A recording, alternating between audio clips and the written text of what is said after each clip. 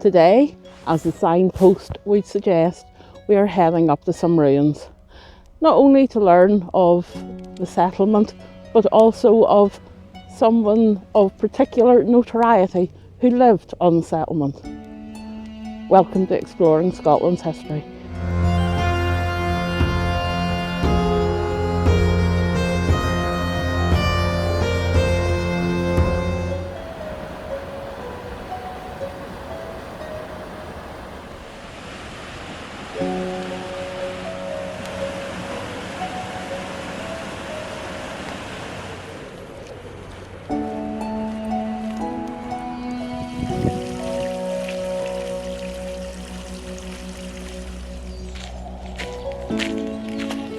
We're just at the beginning of the Cairngorms at this site, and boy, you can feel it in the temperature. That's snow on the mountains too.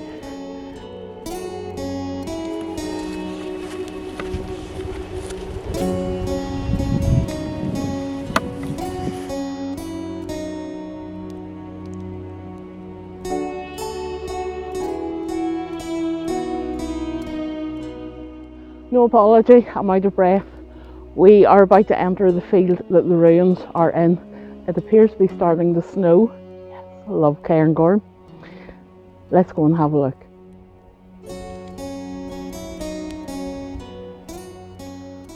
We have made it down to Druim na Aird, and it is exactly as described on the tin.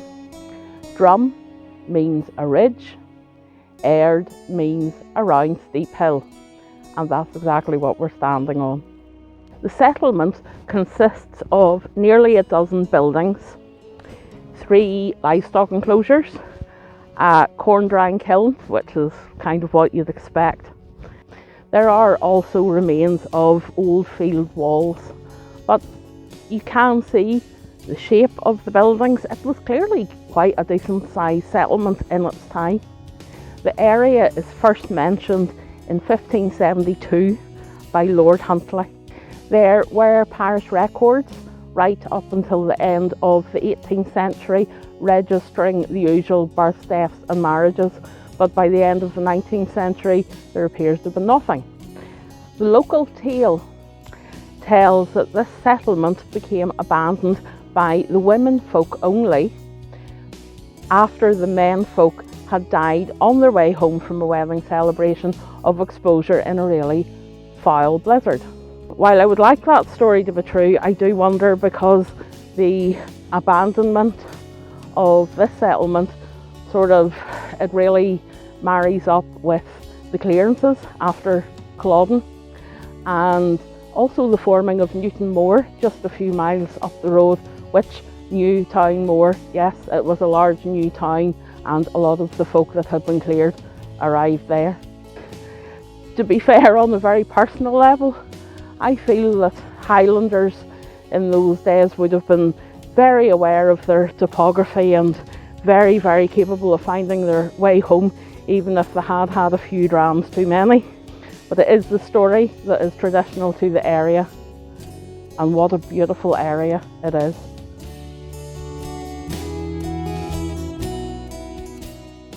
One of the well-documented inhabitants of Druim na Aird was one Malcolm Macpherson, and he had joined the Black Watch. It's probably worth me explaining a wee bit of the beginnings of the Black Watch in Scotland. Basically, after the first Jacobite rising in 1715, General George Wade was instructed by George I to put in his employ 6 battalions of loyal and trusted men to the crown. Basically, these guys were going to be employed as watch companies to watch the Highlanders. Said they were put in place to stop clan fighting, to deter the cattle rustling and that might have been prolific at the time, and to assist in setting down the laws of the land, which included Highlanders must not carry weapons. These men were mainly raised from Campbells, Monroes, Grants and Frasers. Now, I know in some of my videos that Frasers are very much on the Jacobite side in them. There was a general move before Culloden that many clans divided their children, and some of the children would go and fight on the royalist side, and some of those children would go and fight on the Jacobite side. It didn't necessarily mean that nobody ever spoke to anyone else again. It was just the Highland way. But back to our Malcolm MacPherson, and he was employed as a corporal in His Majesty's service. I'm falling about because it's very, very tussocky out here, as you can see. I'm walking, and yes, there is a wee bit of snow falling. It's only a matter of time before I fall over. In 1743, the Black Watch battalions were ordered to march to London to be inspected by their king. The Highlanders did their bidding. They marched to London, only to find that the king wasn't there to inspect them. It was then that the rumour mill kicked off, and it kicked off in force. There were rumours that these guys would be getting sent to Flanders. Even worse, there were rumours that they may get sent to the West Indies. Now, in the 1700s, the West Indies was generally thought of to be somewhere of death, disease and destruction, and no one wanted to be landed there. So the soldiers got together, had a chat, and Mr. MacPherson, should I say Corporal MacPherson, and about 100 other soldiers decided that they were effectively going to desert their post, but they were going to leave London and they were going to head back up to the Highlands. It is worth mentioning at this point that most of the guys who had joined the Black Watch expected to serve primarily in Scotland, in the Highlands, on their home turf, and this was quite alien to them to be sent to goodness knows where. So the guys cleared out, followed by more of the British Army. They were caught up with at Northampton and duly removed back to London, and then things didn't go so well. They were soldiers of His Majesty's government, so the Black Watch were tried by court-martial. They were all found guilty and they were all sentenced to death. The capital sentence, thankfully, was commuted to all but 3, and those 9,700 men were sent into regiments to serve elsewhere. Many were sent to Minorca, Gibraltar and Georgia. Many also were sent to Flanders to fight. And unfortunately, there were a choice few that got sent to the dreaded West Indies. But what of the 3 men whose sentences were not revoked? Corporal Malcolm MacPherson and Corporal Samuel MacPherson, and also Private Farquhar Shaw, were all found guilty and were all sentenced to death. They were shot at the Tower of London.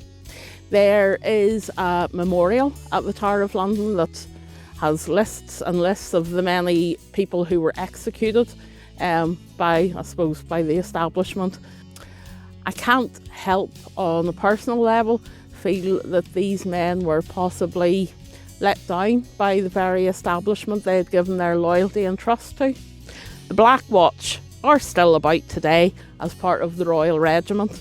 The Black Watch name is derived from the colour of their tartan. I'll stick it up here, it's quite a dark tartan. And obviously the fact they were watching their fellow Highlanders. Yes.